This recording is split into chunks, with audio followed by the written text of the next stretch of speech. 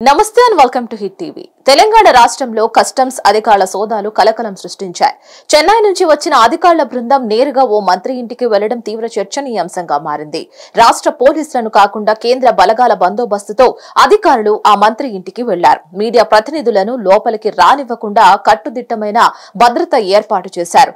పలువురు అధికారులు ఆ మంత్రి ఇంటికి వెళ్లి సోదాలు చేశారు. ఇంతకీ ఆ మంత్రి ఎవరు?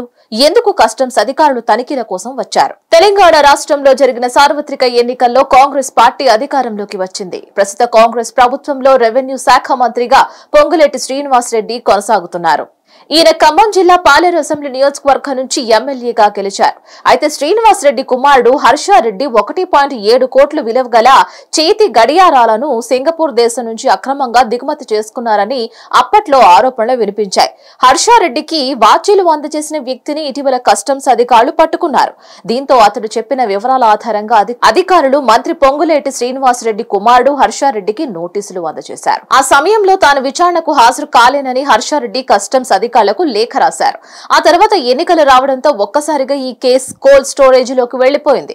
ఎన్నికలు పూర్తి కావడం, కేంద్రంలో బీజేపీ ప్రభుత్వం మరోసారి ఏర్పడడంతో ఈ కేసు మరోసారి తెరపైకి వచ్చింది. అయితే ఈ కేసు తెరపైకి రావడంతో హైదరాబాద్ లోని పొంగులేటి శ్రీనివాస్ రెడ్డి నివాసానికి చెన్నైకి చెందిన కస్టమ్స్ అధికారులు చేరుకున్నారు. పలు బృందాలుగా వెళ్లిన అధికారులు ప్రత్యేక వాహనాలలో మంత్రి ఇంటికి వెళ్లిపోయారు. ఇక ప్రధాన ద్వారాన్ని మూసివేశారు. బయట వ్యక్తులు రాకుండా కట్టుదిట్టమైన భద్రత ఏర్పాటు చేశారు.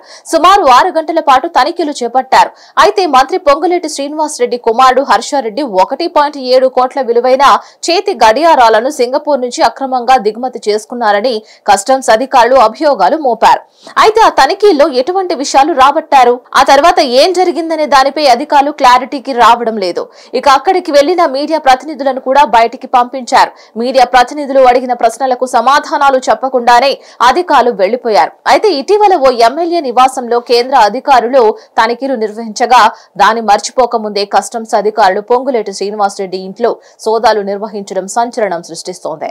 దీనిపై మరిన్ని అప్డేట్స్ కోసం stay tune to hit TV. Hit TV app ని డౌన్లోడ్ చేసుకోండి. ఇందులో short news, live news, entertainment movies అన్ని అవైలబుల్ గా ఉన్నాయి. Please download Hit TV app. Hit TV app hit TV app ని ఫ్రీగా డౌన్లోడ్ చేసుకోండి.